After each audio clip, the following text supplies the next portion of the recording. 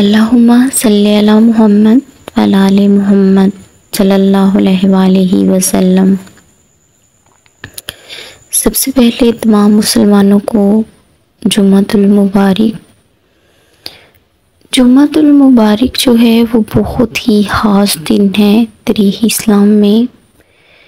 हमारे दिनों में इसे सैयदुल अय्याम के नाम से भी पुकारा जाता है।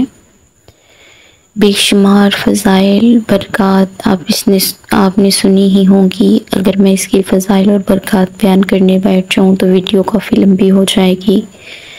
मुख्तसर सी वीडियो में आज के दिन की मुनासबत से आपसे दुरूद पाक की फ़जीलत शेयर की जाएगी।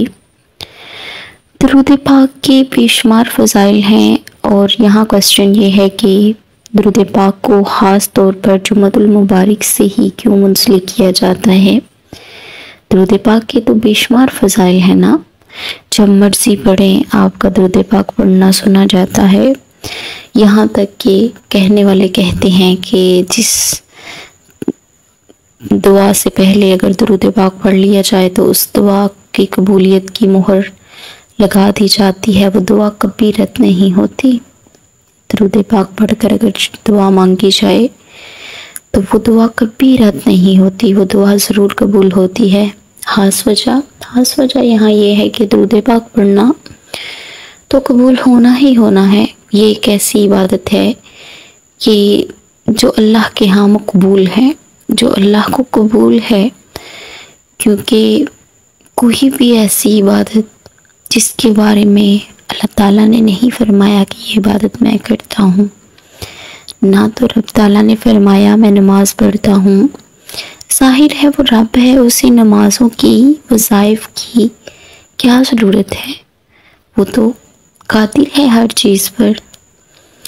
लेकिन दुरूद पाक बहुत ऐसी इबादत है जिसके बारे में कुरान कहता है इन्नल्लाह मलाइकतहु युसल्लूना अलन नबी या अय्युहल्लज़ीना आमनू सल्लु अलैहि वसल्लिमु तस्लीमा।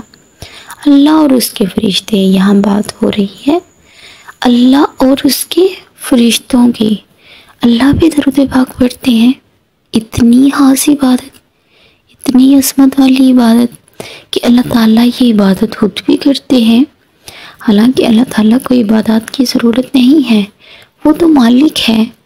हमें उसके लिए इबादत करनी चाहिए, हमें उसके आगे झुकना है। लेकिन दुरूद पाक में ऐसी क्या बात है कि रब ताला खुद भी पढ़ने लग गए। अल्लाह और उसके फरिश्ते नबी करीम सल्लल्लाहु अलैहि वसल्लम पर और उनकी आल पर दुरूद सलाम भेजते हैं। और यहाँ आगे क्या किया गया, मुखातिब कर लिया गया मोमिनीन को, या अय्युहल्लज़ीना, ऐ ईमान वालो, कि तुम भी नबी करीम सल्लल्लाहु अलैहि वसल्लम पर दुरूद सलाम भेजो। इतनी खास इबादत, इतना खास अमल कि इसकी तालीम मुसलमानों को दी जा रही है।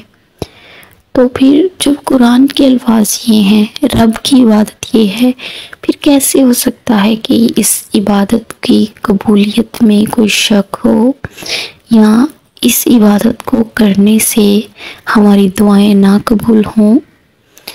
अल्लाह ताला ने फिर हर वो दुआ कबूल करनी ही करनी है जो हमने दुरूद पाक पढ़कर मांग ली। उससे मामूल बना लीजिए, हर दिन दुरूद पाक पढ़ा करें। लेकिन जुम्मा के दिन दुरूद पाक को क्यों खास तौर पर मुंसलिक कर दिया जाता है, सुन लीजिए।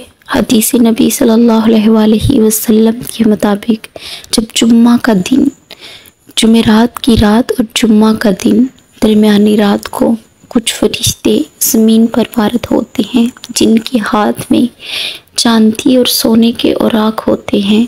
और जब अल्लाह का कोई ख़ास बंदा, जब अल्लाह का कोई गुनहगार बंदा, जब अल्लाह ताला का कोई नेक बंदा, चाहे गुनहगार है या नेक है, लेकिन फिर भी ये नहीं देखा जाता कि ये गुनहगार है या नेक है, बस ये देखा जाता है कि वो पढ़ क्या रहा है। क्या पढ़ रहा है? दुरूद पाक पढ़ रहा है।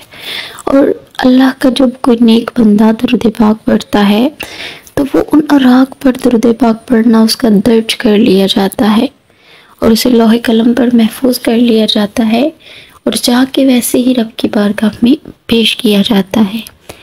इसलिए दुरूद पाक की इतनी फ़ज़ाइल और बरक़ात जुम्मा के दिन से ही मुंसलिक कर दी गई कि जुम्मा के दिन दुरूद पाक अहादीस की रोशनी से देखा जाए तो जुम्मा के दिन दुरूद पाक पढ़ना नबी करीम सल्लल्लाहु अलैहि वसल्लम खुद सुनते हैं।